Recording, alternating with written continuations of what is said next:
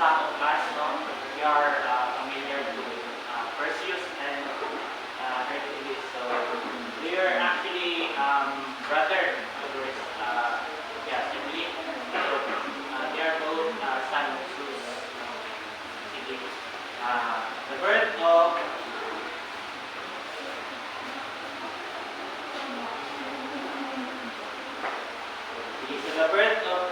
Perseus. The story starts with the Oracle of Delphi warns Hereos. So Hereos, he was the grandfather of Perseus. He is the king of Argos. That his grandson. No? So the priestess said that Perseus will kill his grandfather. Hereos. So fearing that this prophecy would come, he lost his only daughter, Danae. So Danae was the mother of Perseus, the wife of Zeus. So Danae, ito ay underground bronze chamber.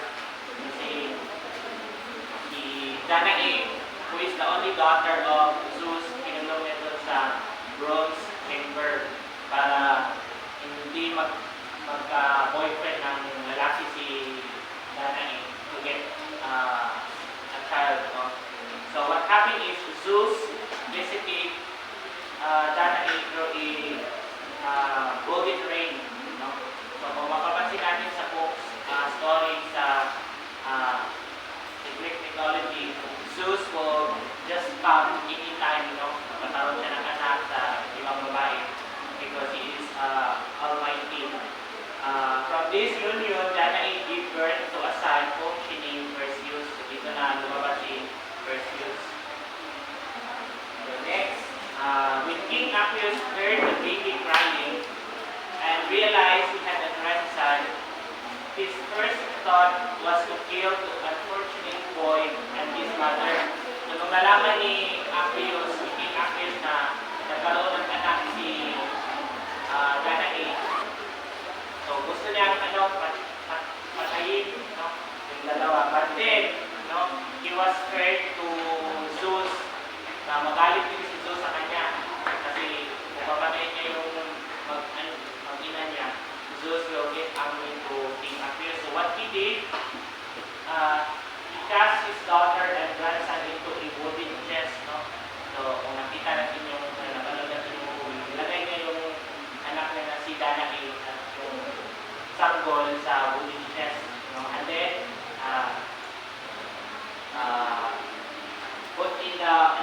zip them in the wild sea to get drowned. Para malulog daw. But then, Danae and his fourth son landed on the island of Hereos. Doon sila, napunta sila sa land of Hereos, where Dictys there, a fisherman, and a brother of island's king. So, si Dictys yung nakakita ay Danae at kay Perseus. So next, Perseus grew up in a fine young man under the care of the kind fisherman Dictys.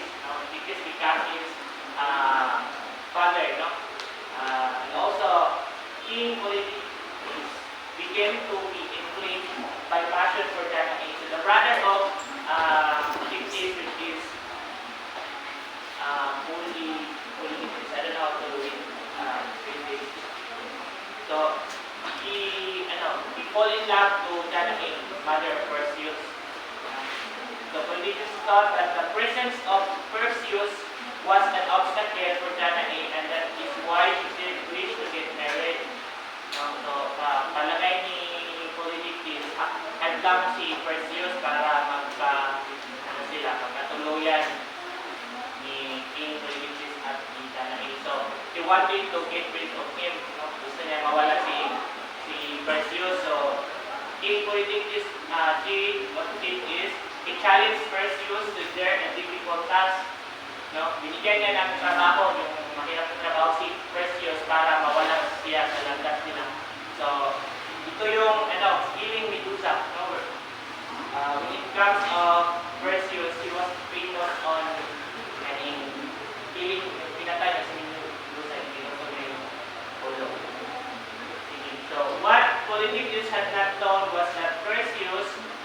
beloved by the gods, no?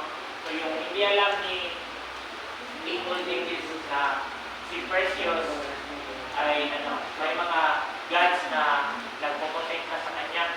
To help him, God Hermes gave him a curved sword and a pair of witch sandals. So in the other version, sa movie, it's not yung sapatos na may pakpak, kundi yung horse, white horse na may pakpak, yun yung binigay ni Hermes. While Athena, who is the son of Zubiaga, gave him a mirror of foolish bronze and a cup from Hades. So yung dalawang gods, bigay kay Perseus ng mga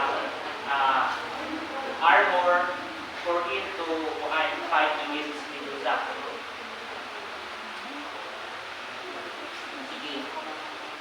So the regent personally told him that before he attacked Medusa, he must first be properly equipped. Ito yung sinabi ng mga god ng dalawa na before he attacked Medusa, should be properly equipped. And also, and what he needed was to, in the position of the needs of the north, to hanapin niya yung mga needs, yung mga meaning, girls, yung mga dalaga ba. So to find the means abode, they must go to the great women who alone would tell them the way. So, hinanap ni Perseus yung mga needs. These women, yung mga needs, yung mga sila, yung mga babae na they married, dwelt in the land where was deep and shrouded in twilight. No ray of sun looked ever on that country, nor the moon by night. In that great place, the three women lived, all great themselves and richer as in extreme old age. They were strange creatures, and most of all because they had but one eye. So they were sa movie na about Perseus, these needs, they were quite ugly, but in reference, they are just women, maiden girls, mga dalaga pa. So, they had one eye, meron lang silang isang mata. So, every time na magsasalita yung isa sa kanila, they were turn the eye to one another. So, and then, kung magsasalita nila yung isa, makakaulit nila. So, something like that. So, Perseus saw one of them take the eye out of her forehead to pass it on. So, nung nakita ni Perseus na ipapasa niya yung mata sa isang babae, so he took for granted at the moment, with none of the three could see, hindi na nakita si Perseus, he must rush forward and seize the eye and refuse to give it back until he told him how to reach the names of the Lord. So, ginawa ni Perseus, kasi hindi nakita na si Perseus na papalamig sa kanila. Ginawa ni Perseus yung mata nila. So, sabi ni Perseus na hindi ko ito ibabalik kung hindi niyo ako tutulungan yung cave. Papunta kay Medusa yung cave of Medusa. Something like that. So, to make it story short, natonton ni Perseus yung lugla ni Medusa. Sabi dito, look, ito yung sabi ng mga gods. So, look into this foolish bronze when you attack the Gorgon, Medusa. You will be able to see her in it as in a mirror and avoid her deadly power. So that's the how yung yung binigay ni Athena, that's how powerful it is na parang gawin na lang, parang ginagawa niya mirror para hindi siya maging bato kung itingnan niya si Medusa. Parang reflection lang. So Perseus approached Medusa looking at her reflection in the mirror and cut off her head with the sword of Hermes. So nangyari, naputol, napatay niya si Medusa. Napatay ni Perseus si Medusa. buto niya yung ulo. Sige, so the next one, Perseus as well, he is famous on saving Andromeda. So Andromeda became his wife. So on his way back, he came to Ethiopia and alighted there. By this time, Perseus had left them, no? Si Perseus na nag-isa kasi matapos na yung pinagawa ni King Polydectes sa kanya na patayin si Medusa. And so, Perseus found as Hercules was later to find that a lovely maiden had been given up to devored by a horrible sea serpent. No? So dito si Andromeda, siya kihalay pa. It is because yung mother ni Andromeda, who is Cassiopeia, no? She posted to the gods that she is more beautiful, more than to the other god or the Hereos, the sea god. So sabi ni Cassiopeia na mas maganda daw siya kaysa sa mga gods. So nangyari, nagkaroon ng course yung kaharian and to para maalis yung course sa kaharian nila, si Andromeda ay parang binap siya ba kapakain sa yung beast sa dagat, no? So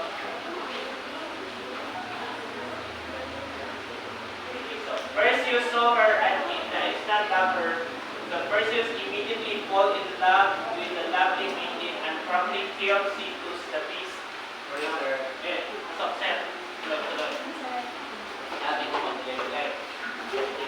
he waited beside her until the great snake came for its prey. So, di ba sa movie, no?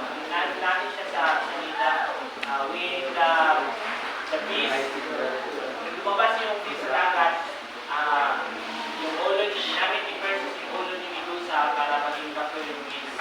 So, nangyari dun napatay yung beast, something like that. And hiningi ni Perseus sa parents niya na dali na siya to get married and to be his wife.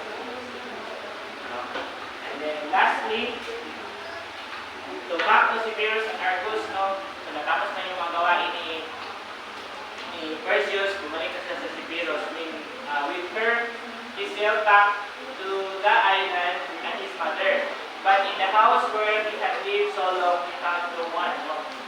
So, the previous place na tinirahan nila, wala na, parang, the fisherman Dictys' wife was long since dead.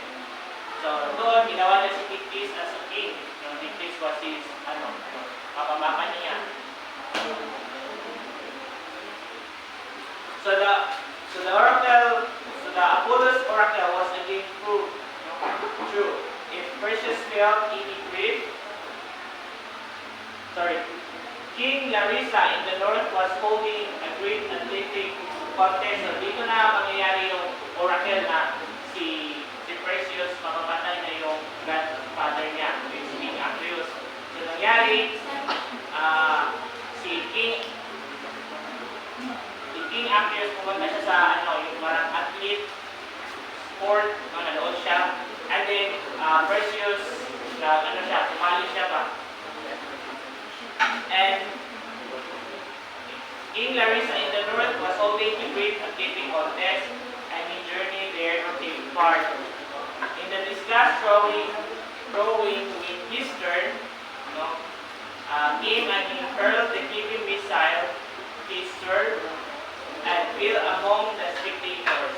Hereos was there on a visit to the king, and the disgust struck him. Natamaan si Hereos yung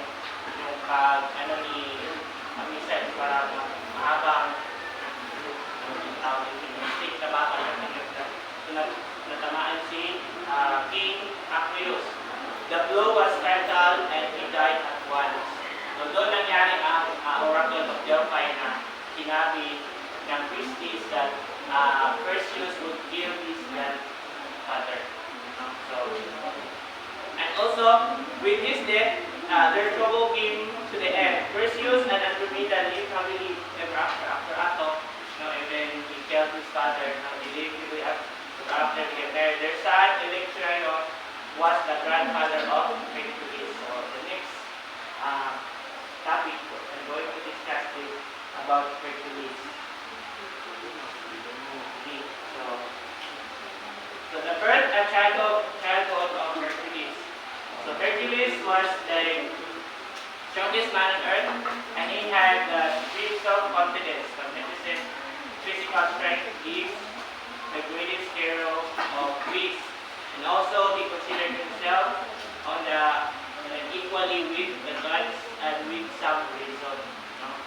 Throughout his life, Hercules had this perfect confidence that no matter who was against him, he could never be defeated and can't board him out. So, Hercules, the story of Hercules is the strongest man on earth, according to the story. And he also considered himself as equally to God because of his extraordinary strength, and ability to fight and to go to war. So he was born in Thebes, for a long time was held to be the son of Amphitryon. So Amphitryon was his stepfather. But in reality, he was the son of Zeus. So nangyari that happened, so si Amphitryon pumunta sa war, Amphitryon, he was a general, so si Amphitryon wala sa bahay nila. So si Zeus, he came in sa mukha ni Amphitryon. Pero si Zeus yun, and then they have sexual intimacy, something like that with Alcmene, so the wife of Amphitryon. So that happened that nagkaroon ng anak si Zeus kay Alcmene, so in the shape of her husband, when the general was away fighting. Okay. She bore two children, so Hercules to Zeus and Hereos to Amphitryon. So si Hereos at si Zeus, magkapatid sila sa nanay. Okay, so the differences in the boys was clearly shown in the way each acted in face of a great danger when came to them before they were a year old. So Hera, we know that Hera, galit siya kay Zeus because Hera was the wife of Zeus, and she got jealous to Alcmene kasi nagkaroon siya ng anak ni Zeus. So Hera wanted to kill Zeus. So we know that Hera, she got the power to manipulate or something like may kakayan siya na yung utak ng tao to do something wrong or and then so Hera, as always, was furiously jealous, and she determined to kill Hercules. Gusto niya patayin si Hercules dahil nagsiselos siya kasi nagkaroon ng anak yung husband niya na si Zeus sa mama ni Hercules. So what she did is on the evening, Alcmene gave both the children their bath. So mga bata gave their bath and their full of milk and laid them in their crib. Two great snakes. So Hera sent two snakes to kill the baby. And then nangyari, Hereos screamed and tried to get out the bed. Hereos, nakita na yung snakes. But si Hercules returned and twisted the wound their coils around his body. But he held and then fast. The mother heard Hereos scream and calling to her husband, rushed to the nursery. There sat Hercules laughing. He gave them gleefully to Amphitryon. They were dead. So ginawa ni Hercules yung ahas, nilagay niya lang sa kanyang pa. And then ituok. No? And then when you think after Trojan and Acme came, nasabi ni Hercules, patay na sila. No? Para siya, hindi mo natulaan ni Hercules na mga victim. So that's how Hercules, strong, no? Even when he was a kid, no? Baby pa lang siya, siya, makita na ang iyahang kuan yun, strong. Maayos, warrior, no? Bata pa lang siya. Sige, next. So, all know then that the child was destined to do great things, kuning ingon sa prestige, no? That is prophet of things. Na si Hercules, he was destined to do great things. No? So the time when he was 18 years old, he killed alone by himself, no? A great lion which lived in the woods. So yung pinatay niya yung lion, and then ginawa niya na parang yung sa ulo niya, no? He wore its skin as a cloak with a head forming a kind of hood over his own head, no? So yung ulo ng lion, yung mga balat, ginawa niya parang ilagay niya sa ulo niya, something like that. When he was 18 years old. So imagine, Hercules, when he was 18 years old, he killed the lion alone. No? So inana siya ka-strong.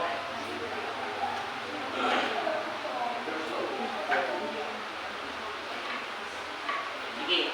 So later in Thebes, so Hereos or Hercules, no, married King Hereos, daughter Megara. In a fit of madness induced by Hera, Hereos or Hercules, killed his children by Megara, before he could rush out and kill himself as God descended from the sky. So before Anna, because of Hera, manipulate kuha niya yung pag-una-una ni Hercules, Hercules killed his children and wife. And then, when Amphitryon saw what Hercules did, sabi ni Amphitryon na, you are out of mind. Sabot si Amphitryon at time. And then, Hercules wanted to kill himself as well dahil sa ginawa niya. So, before niya pagnin niya sarili, ang God is sending from the sky, yung may God na lumabas, something like that. His friend Hereos stood before him and stretched out his hand and clasped those blood-stained hands. You shall come to Athens with me, share my hope and all things with me. And you will give to me the city and will return the glory of having helped you. So, tinulungan siya ni Hereos with his friend. Sabi niya, tulungan kita, na parang malutas yung problema mo, basta ibabalik mo yung Athens, like same thing yung Athens, something like that. And then you can share my home and all things with me, sabi ng friend niya. So, the priestess bid him to go his cousin. So, para mawala ang kanyang mag-guilty, may mag-ipatay niya yung family. So, para malimpyo yung konsensya, the priestess, bid him to go to his cousin, Hereos, king of Mycenae. So, si Hereos, he is the one who gave miracles for Hercules, the 12 labor. Actually, it's 10, but Hereos cheated him. Added 2 more. That's made 12 labor. Because his cousin Hereos, gusto pa niyang i-try how strong or brave si Hercules. So he added 2 more. So, Hercules is famous to his labors now. 12 labors. Till it becomes 12. Okay, so the first labor ni Hercules was to slay the Nemean.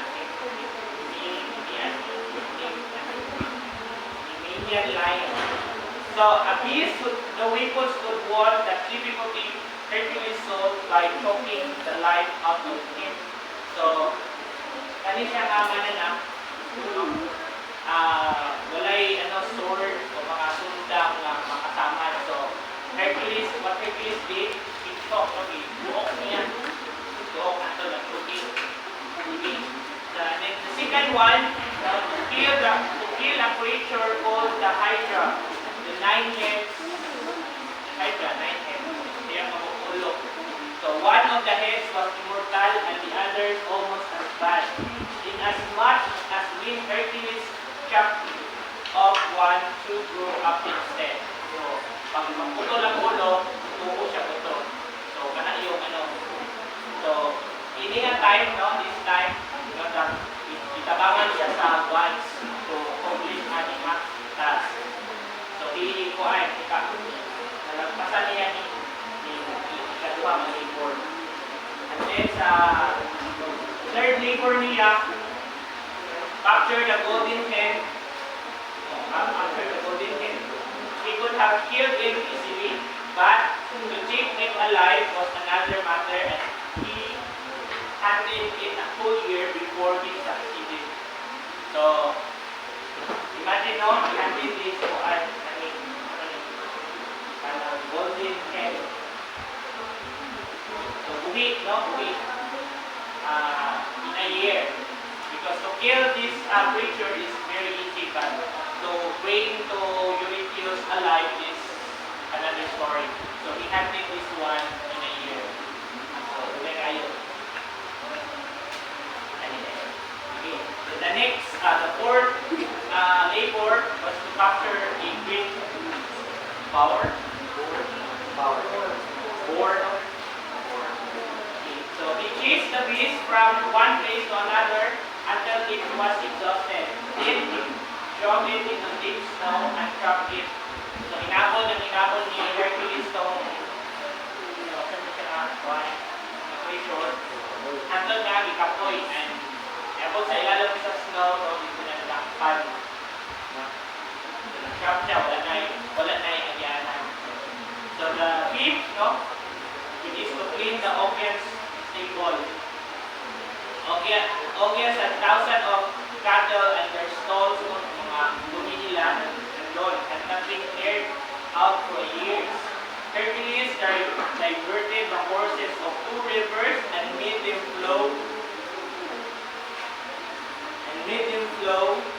through the stable in a great flood that washed out the field in no time at all. So, with this report, nilinis ni Hercules of yan stable, which is there are thousands of cattle, mga dumi nila nandoon. So, nilinis yun ni Hercules. Number 6, yung ika-anim na labor was to drive away the Stymphallian birds. He was helped by Athena. So Athena was there to help Hercules to drive them out of their caverns, and as he flew up, she shot them. Okay. Number 7 is to capture the Trojan bull. Hercules mastered him, but he put him in a boat and brought him to Hereos. So that is the 7 labor Hercules to capture the Trojan bull. Dinala niya sa Hereos. Number 8, bring back the mirrors of Eumedes. So Hercules was ordered to steal the mirrors from Eumedes. He managed to kill Eumedes, feed his body to the horses to calm them, bind their mouth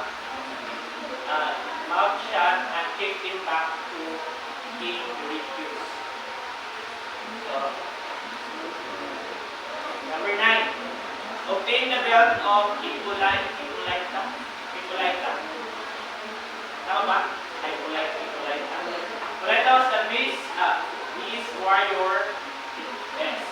warrior among all the Amazon. And the belt was given to her by her father. Yung belt, kukunin ito yung pang-9 na labor ni Hercules. Yung belt ni Hippolyta, remember? No? The queen of Amazon, no? Given to her by her father Ares. So Hercules, in the end, he was forced to battle with them and killed Hippolyta in order to take the belt. So nakipaglaban si Hercules sa Amazon to get the belt. Para naging kay victory. That is the kasiyam, the 9th labor. Number 10, obtain the cut of Gorgon. Along his way, he had to kill many beasts, among them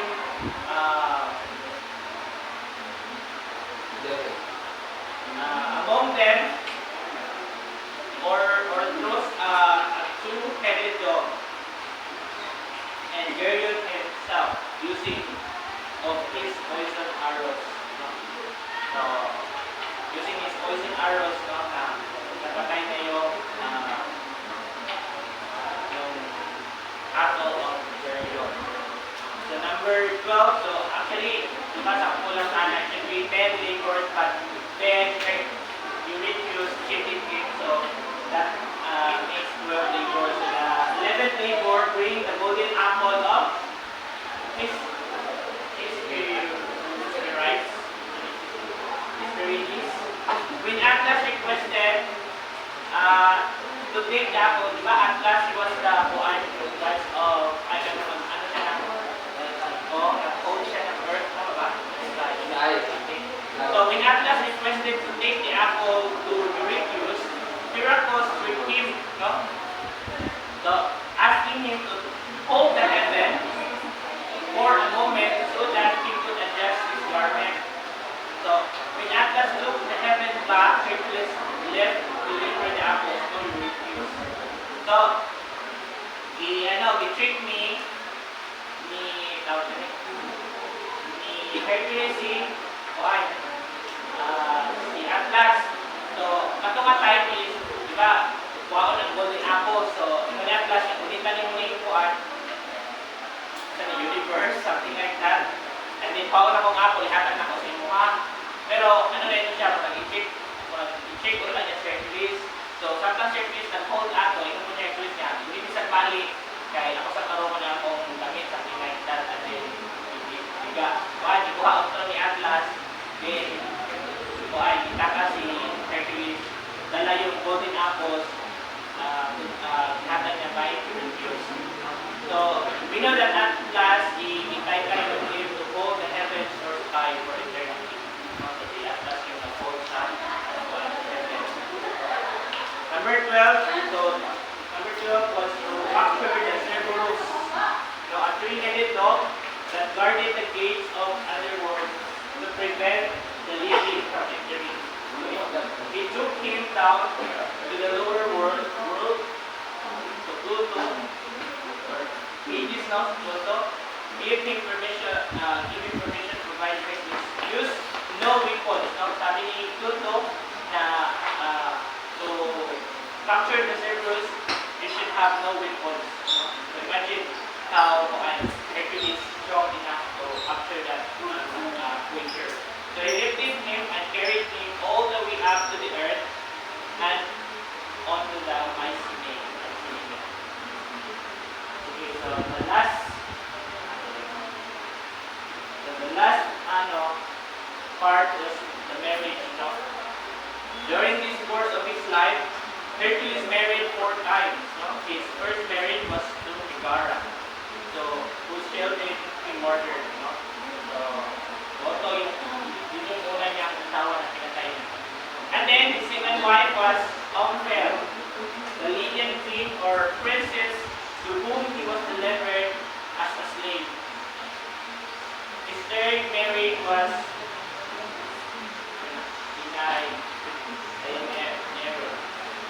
So, for whom he had to fight the river god Achilles. So as they lifted him to the point, so nangyari dito, gusto ni Hercules na matay na siya si